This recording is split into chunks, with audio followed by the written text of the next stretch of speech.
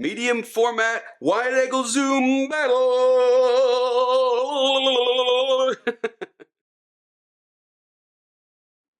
So this is a super quick video because it's pretty straightforward who should choose which lens. I know most people aren't shooting both Hasselblad and Fuji, but I've had a couple of commenters that say they own both. And I figure there's some people that will be looking at both of these lenses trying to decide which one will help them decide which medium format system they're going with. So this video is for you. First, the similarities. Both have modern coatings on them, so it has very good chromatic aberration control, good flare control, good chroma control. Both are internal zoom, so they don't telescope when you zoom them. That's nice. Neither have optical image stabilization or internal image stabilization. Neither have a manual focus autofocus switch, an MF-AF switch.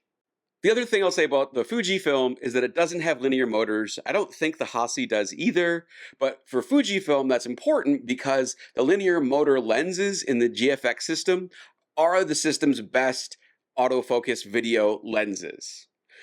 I think people don't realize that Fujifilm's video autofocus problems, I think, are largely because of their lenses, that if they had more linear motor lenses, the autofocus would be pretty good, probably better than Panasonic's and maybe even Nikon's in video. But since they have so few linear motor lenses, including this 20-35, it seems like their autofocus is not very good and very hunty. So it's too bad this 20-35, which is kind of like a 16-35, which you would think is kind of a video lens, doesn't have linear motors, isn't that great of a video lens. Better than a lot of the primes in the GFX system, but not as good as like the 45-100 and the 32-64, which have those linear motors. In terms of differences, the Fujifilm has weather sealing, the Hassi doesn't. The Fujifilm has an aperture ring, the Hassi doesn't.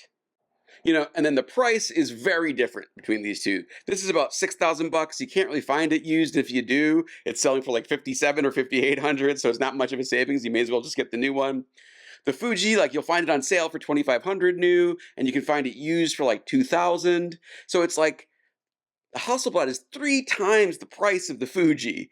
Is it worth that? Is the optical performance 3 times better?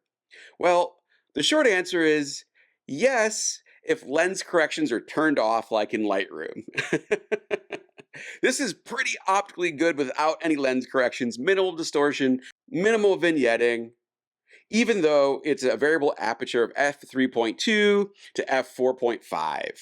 It is like a little soft at 20 millimeters at f3.2, so maybe it made more sense if they just did what the Fuji did and just make it a straight f4 across the range. But man, really good. You don't need lens corrections. On the other hand, the Fujifilm's kind of a mess without lens corrections, right? There is distortion, there's vignetting, etc., etc. It's always a sharp lens. It's just all the distortion that happens without lens corrections. I would even say the Fuji might be a little sharper than the Hasselblad at certain focal lengths, like that wide open 20 millimeter spot.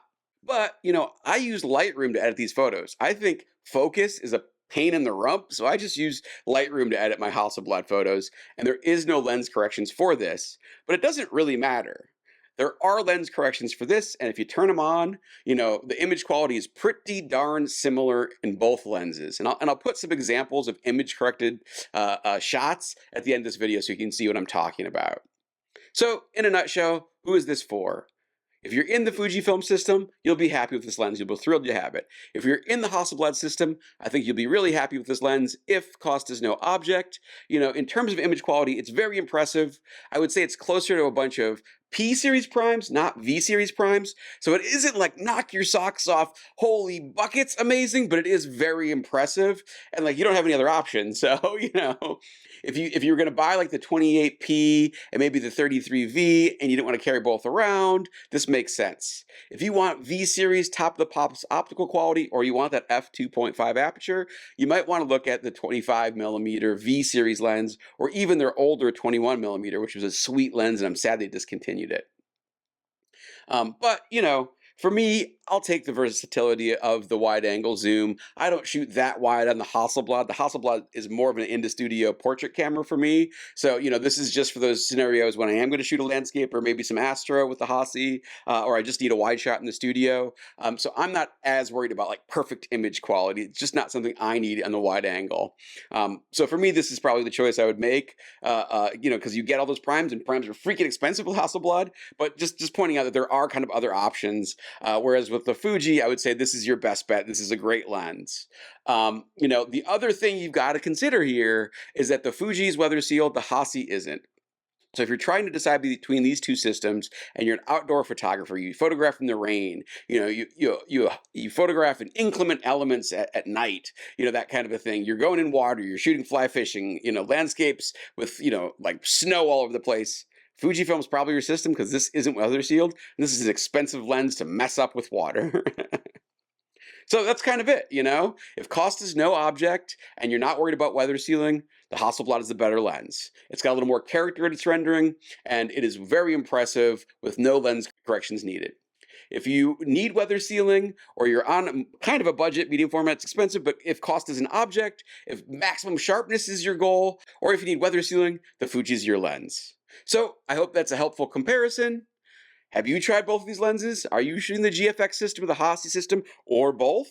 What do you think of these lenses? Is my assessment correct? Let me know your thoughts in the comments below. Like, comment, subscribe, all that stuff, and I'll see you in the next one. Goodbye!